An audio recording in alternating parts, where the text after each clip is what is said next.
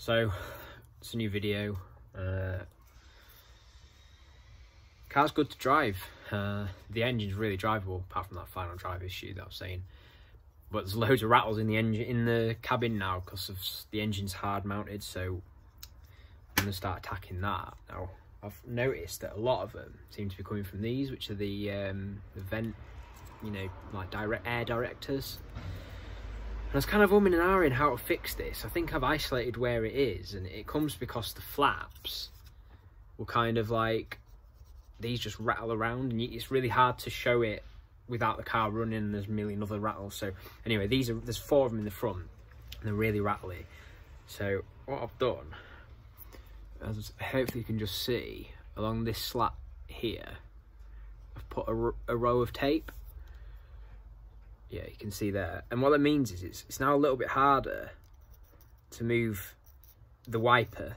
I'm hoping there's that little bit of tension, that little bit of damping will help it out. And I've also popped a little bit on the side here just to try and, you know, hold it in there a little bit better.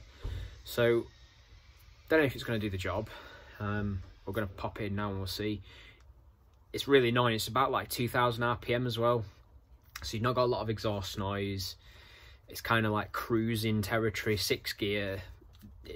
It's really annoying anyway, so something needs to be done about it, and I'd really rather not delete them. I'd rather keep them. So I'm gonna give these a whirl and see how we get on. So I'll just put those there with the centre 2 that I just done, and I've just gone to pull the outer ones out, and I think it bodes quite well actually. Obviously I don't want to speak too soon. And I'll be full disclosure, I'll show you if this doesn't work, but I've just pulled the outer ones out, so that, like, the face vents near the door, if you like, and they're a little bit different. Like, they don't have the up and down adjustment on them. These just seem a little bit, there's not that slat down the middle. There's this one, but this is like the it's like where you get on a blind, that's the bit that actually moves it. So and it's funny that, because I thought that these ones weren't rattling in the car. So yeah, fingers crossed that that'll do the trick.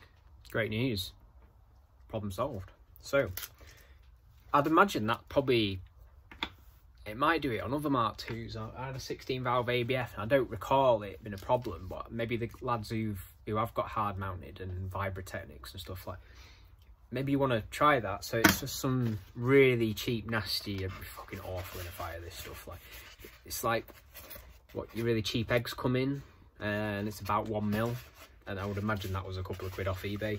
So there you go, guys, try it out. A few other Mark IIs and Volkswagen, rattly old Volkswagens. Next job's stereo, because that's rattling its tits off as well. So I did all the foam in here, and it's improved it a bit, but I think the rattling's actually coming from these 3, well, 2 switches and the blank. I was driving along last night, I could put my hands on it like that and just kind of stop it, you know, damp it down. So I'm going to experiment, see what I can do with that now. Just kind of placed a bit of tape along there. Don't know how we'll get on with that, but it's weird because these like little spring clips on them, these like, they're metal then, they're steel, and they've got quite a bit of tension in them, just doesn't seem to quite be doing the job. So I'll put that in and we'll see how we go. Yesterday I painted up this, so it's the slam panel for the engine, for the engine bay. I didn't go crazy with it, but that is Raptor liner. It's got quite a bit of dust on it. This Raptor liner, this, and painted it with, so you mix it 3:1 Raptor to hardener, and then you stick 10 to 20% of thinners into it, so you can spray it through a normal gun with a normal nozzle, and you get this really nice like matte finish on it. I've done it before, so rather than getting like the big thick sort of bed liner Schutz gun finish, you get like a really nice sort of OEM looking, like I don't know what you'd call it, like a matte satin effect, but with a bit of texture, bit of meat to it. I've had some good success with this before, so looking forward to getting that on and seeing how it looks in the engine bay. There you go. Fitted the air intake with in black. Looks quite nice. Quite happy with that. Slam panel looks really nice as well. Then I just got a couple of like new stainless cap nuts for the top of there, and did the valve cover and whatnot, and you can see how this has turned out quite nice as well. It's quite OEM, that, I think that's quite happy with that. You know, it's good. And then it just goes to the vent under here, and then I've got the K20 Boss in it as well. Looks really good. Yeah, pretty made up with how that's all looking. While I was at it, this was squealing, so I replaced the O-ring in it, a 13mm internal diameter and a 2mm thickness, so hopefully it won't be squealing anymore. I know it's quite a common issue on Hondas. Yeah. Another thing I did is I changed this connector to a Deutsch 2-pin. I've forgotten how nice and high quality these are, to be honest. You know, all the super seal in them, and just a really positive connection. My only issue with them is that they're this like awful hearing aid grey, but I mean, I suppose it's not the end of the world when the rest of it's so nice. So this top hose has been pissing me off for a while now. Like, it's quite, there's a big clash under here, and it's just gonna rub through this and ruin it. So I was looking around a lot, and I come across this, which is made by Gates, and so it almost looks like a genuine hose, which I'm quite into. Now, it's obvious that I've essentially got the radiator a little bit further to the left than whatever this is made for, but I think I'm going to be able to sort of fit it onto the top hose of the radiator and just trim a little bit off there, off at the engine outlet, and I think it should work out a little bit better, because the place it's clashing is here. When you can see clearly, like when I line that up, I've got a load more clearance around this bend, so I think it should work quite well. So a bit of tweaking, I think that'll work nicely. So I've got the extended, I can't really call it, extra clearance hose on now, and you can see I have got extra clearance, not much, but I have got some. I had to do a little bit of a tweak on this end of it, take about, I'd say 30mm off, something like that. That's whatever. Quite happy with how that's turned out. I think it looks much more OEM than a silicone hose, and yeah, I think it's turned out well. I've also just received these like aluminium billet bits for the oil dipstick and the filler cap.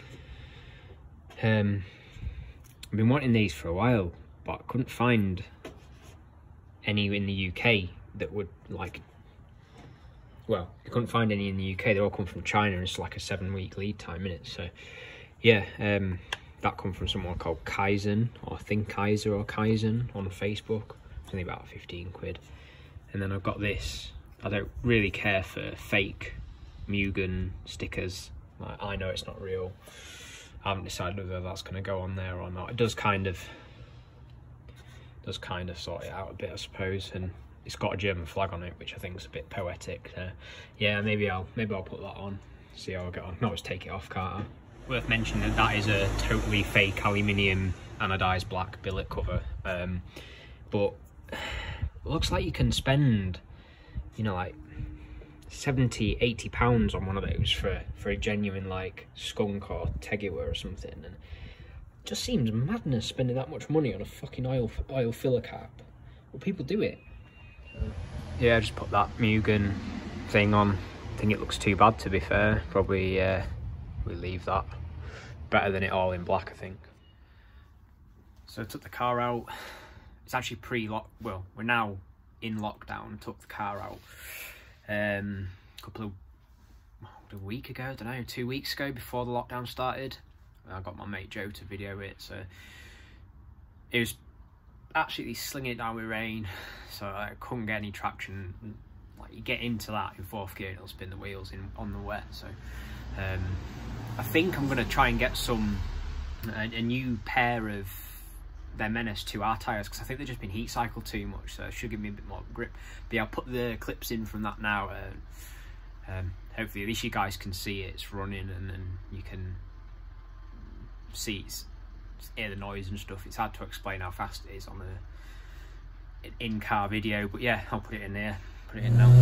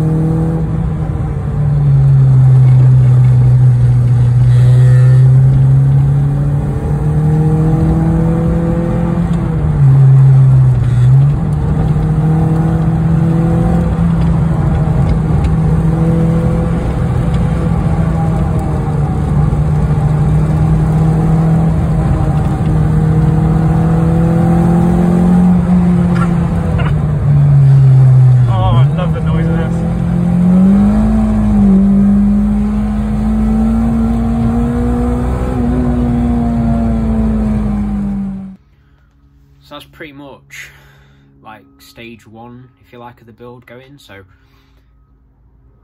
got a running, driving Mark 2 Golf with K-swap in it.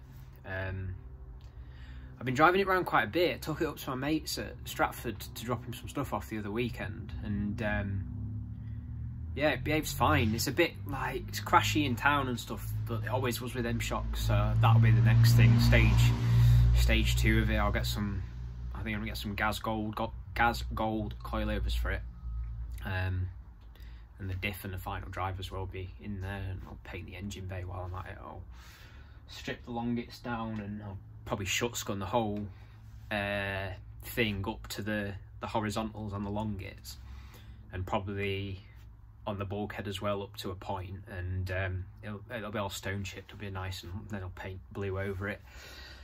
Yeah, so I hope you've enjoyed it so far. I think I'm going to put a separate video out for costs and things on it, show how much it all costs, 'cause that's what everyone wants to know.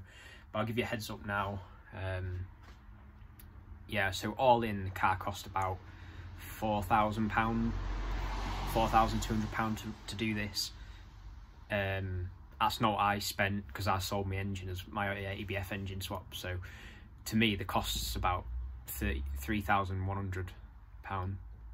So yeah, don't know if anyone reckons you can do it better than that. I'll put the breakdown in the next video. So I hope you enjoyed this one. Let us know what you think. Cheers.